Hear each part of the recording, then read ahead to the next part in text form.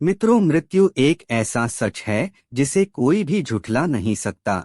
हिंदू धर्म में मृत्यु के बाद स्वर्ग नरक की मान्यता है। पुराणों के अनुसार जो मनुष्य अच्छे कर्म करता है वह स्वर्ग जाता है, जबकि जो मनुष्य जीवन भर बुरे कामों में लगा रहता है उसे यमदूत नरक में ले जाते हैं। सबसे पहले जीवात्मा को यमलोक ले जाया जाता है। वहां यमराज उसके पापों के आधार पर उसे सजा देते हैं। मृत्यु के बाद जीवात्मा यमलोक तक किस प्रकार जाती है, इसका विस्तृत वर्णन गरुड़ पुराण में है। गरुड़ पुराण में यह भी बताया गया है कि किस प्रकार मनुष्य के प्राण निकलते हैं और किस तरह वह पिंडदान प्राप्त कर प्रेत का रूप लेता है।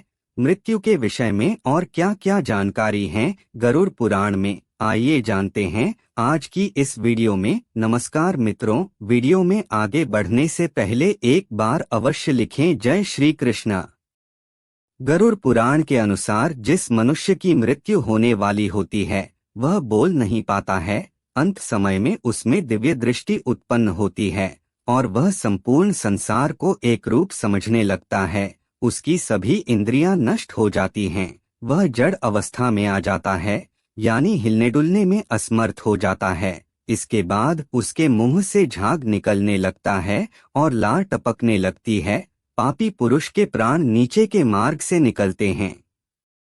मृत्यु के समय दो यमदूत आते हैं। वे बड़े भयानक क्रोधयुक्त नेत्र वाले तथा पाशदंड धारण किए होते हैं। वे नग्न अवस्था में रहते हैं और दांतों से कटकट की ध्वनि करते हैं। यमदूतों के कौए जैसे काले बाल होते हैं। उनका मुंह टेढ़ा मेढ़ा होता है। नाखून ही उनके शस्त्र होते हैं। यमराज के इन दूतों को देखकर प्राणी भयभीत होकर मलमूत्र त्याग करने लग जाता है। उस समय शरीर से अंगुष्ठ मात्र, अंगूठे के बराबर जीव हाँ हाँ शब्द करता हुआ निकलता है।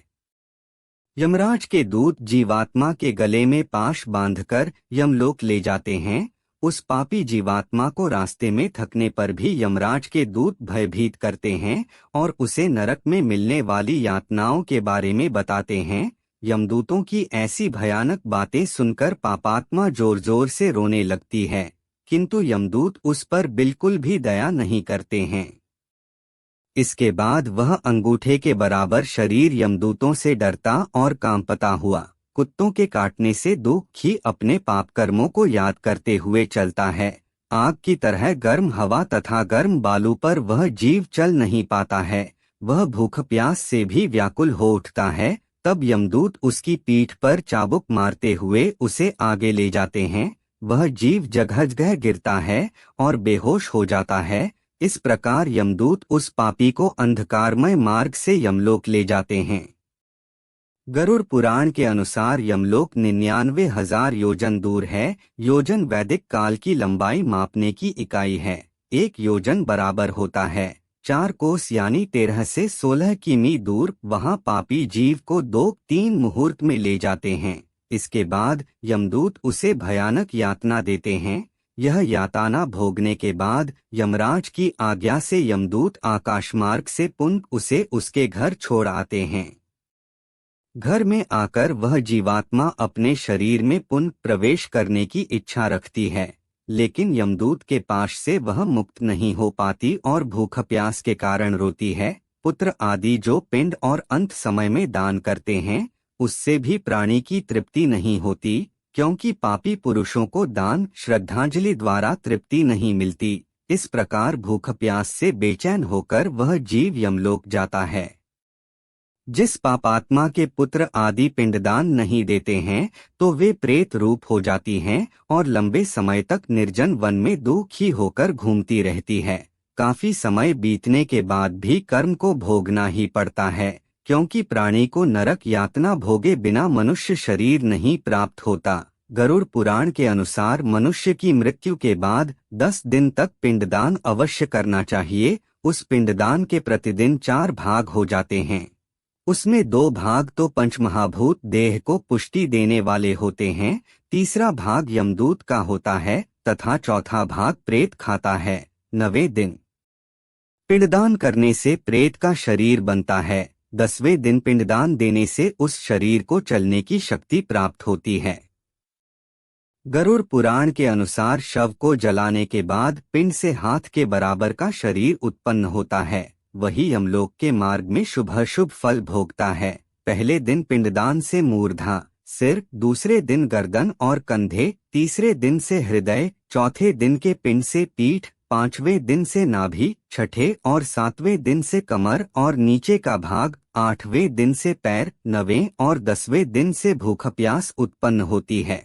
यह पिंड शरीर को धारण कर भूख प्यास से व्याकुल प्रेत रूप में 11वें और 12वें दिन का भोजन करता है। यमदूतों द्वारा 13वें दिन प्रेत को बंदर की तरह पकड़ लिया जाता है। इसके बाद वह प्रेत भूख प्यास से तड़पता हुआ यमलोक अकेला ही जाता है। यमलोक तक पहुंचने का रास्ता वैतरणी नदी को छोड़कर 86,000 योजन है। उस मार्ग पर प्रेत प्रतिदिन 200 योजन चलता है। इस प्रकार 47 दिन लगातार चलकर वह यमलोक पहुंचता है। मार्ग में 16 पुरियों को पार कर पापी जीव यमराज के घर जाता है। इन 16 पुरियों के नाम इस प्रकार है: सौम्य, सौरिपुर, नगेंद्र भवन, गंधर्व, शैलागम, क्रौंच, क्रूरपुर, विचित्र भवन, बहवापाद, दुखद, नानाक्रंदपुर, सुतप्त भवन, रौद्र, पयोवर्षण, शीतढ़्य, बहुभीति। इन 16 पुरियों को पार करने के बाद यमराजपुरी आती है। पापी प्राणी यमपाश में बंधा मार्ग में हाहाकार करते हुए यमराजपुरी जाता है। मित्रों, आशा करते हैं कि आज की वीडियो आप सभी को पसंद आई होगी। यदि पसंद आई हो तो वीडियो को एक लाइक और एक शेयर करके चैनल को सब्सक्राइब करके घंटे के बटन को दबाएं। मिलते हैं आपसे अगली वीडियो में। धन्यवाद।